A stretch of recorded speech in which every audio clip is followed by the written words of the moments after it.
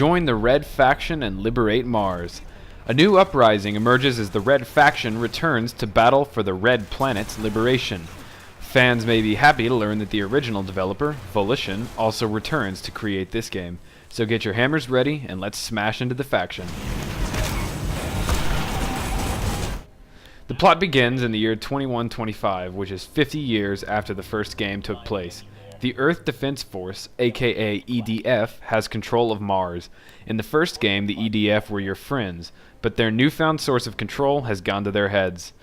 Now most of the population is oppressed and feels mistreated. The Red Faction group once again has to rise up and regain control over Mars.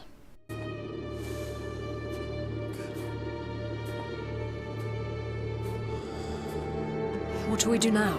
I don't know. Just give me a second to think. But regaining control is not as easy as it sounds. The main character, Alec Mason, arrives with his brother Dan Mason, who is already a member of the Red Faction group. Mason then tags along with his brother, who's going to decimate a building for salvage to help out the faction. Unfortunately, the EDF arrives and kills Mason's brother before his eyes. The EDF assesses the situation and decides that Mason is also a part of the faction.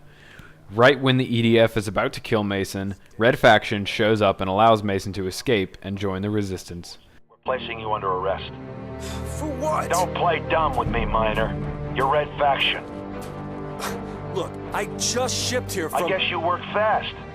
We found these detonators among your possessions. I'm a mining engineer. I have a permit for those. It just got revoked. Shoot him.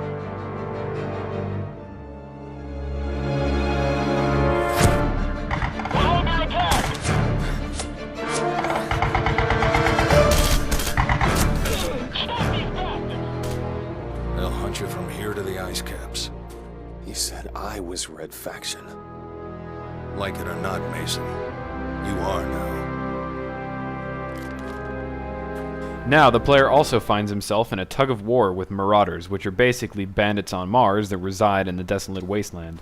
The Marauders are against both the faction and the EDF. Marauders believe that they should control Mars.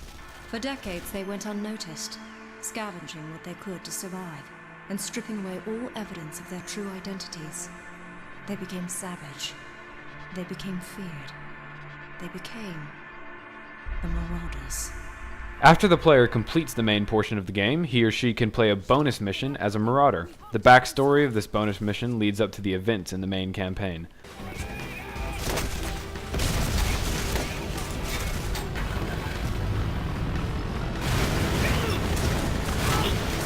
Red Faction Guerilla presents the player with barren landscapes, dust storms, and different hues depending on your geographic location. The game's desolate atmosphere really makes the player feel like he or she is on Mars. There is a dark red saturation of color depicting a typical Martian wasteland. Players start the game in this sci-fi setting, however later on the tinge of color changes from red to brown, yellow, or gray. The different hues provide the player with a slight change of scenery and mood. This color change is essential because it adds interest to an otherwise geographically bland setting. Performance-wise, the game has some issues. Depending on your system, you may run into performance problems that will force you to lower your settings. Red Faction Guerilla has a wide array of graphics options. There are settings for anti-aliasing, ambient occlusion, and more. For the most part, the game's graphics are pretty decent. Some areas in Red Faction could potentially make your jaw drop. However, other areas in the game are barren and unexciting with low-resolution textures. It's not too bad, but it can be annoying at times.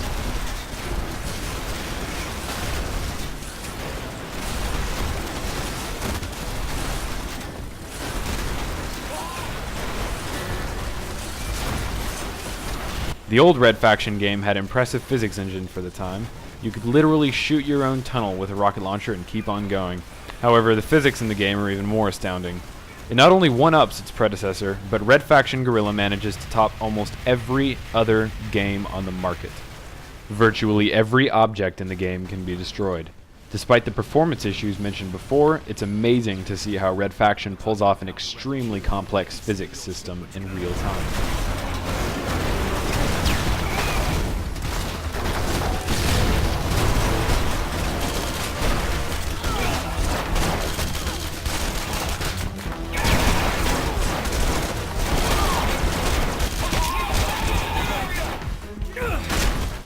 Unlike the original Red Faction, which played out like a first-person corridor shooter, Red Faction Guerilla plays out as a third-person shooter in a free-roaming environment.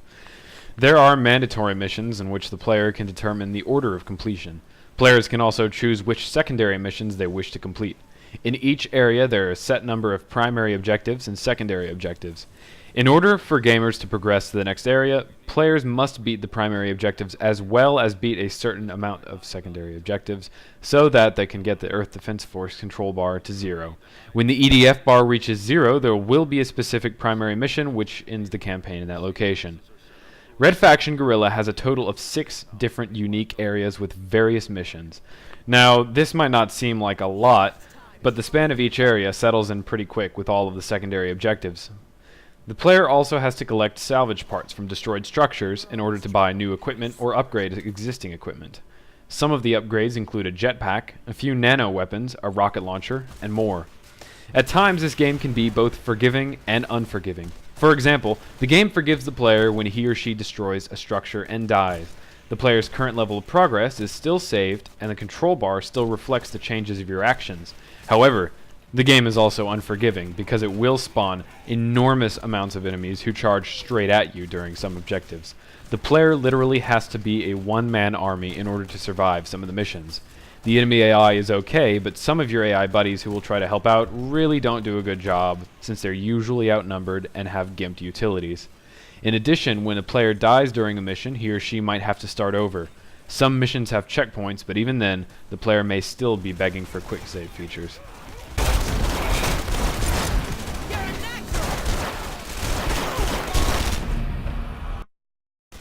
The overall variety of weapons and areas make the game very entertaining. It's a great deal of fun destroying various buildings. Each player has the freedom to destroy structures any way he or she desires. You can decimate the structures with a sledgehammer, rocket launcher, mines, or other weapons. There are more than enough weapons of mass destruction for the player.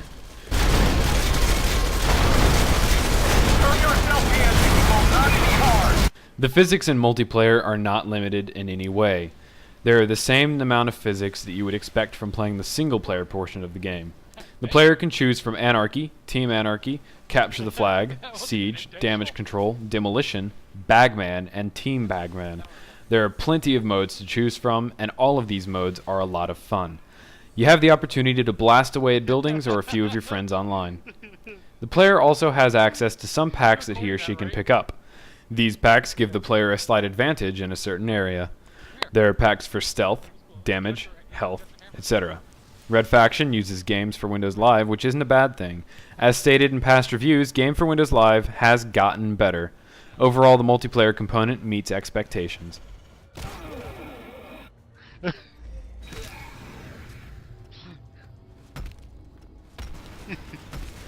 Red Faction Guerilla manages to hammer its way past the competition, however it's still lacking in some areas. The game can get a little repetitive at times, but there's enough variety to keep players interested. Also, it could use some help in the optimization department. Yet, the game is worth the money. The single-player portion can range from 8 to 12 hours or more depending on how you play. There's also a bonus mission and great multiplayer experience after the main campaign. So what are you waiting for? Liberate Mars, one smashed building at a time. For the full written review, head on over to pixelsmashers.com. Thanks for watching. Keep my head down. Stay out of trouble. But I found something here I wasn't counting on. The Red Faction gave this planet a voice. Mars gave us a home. And the dream of a new world.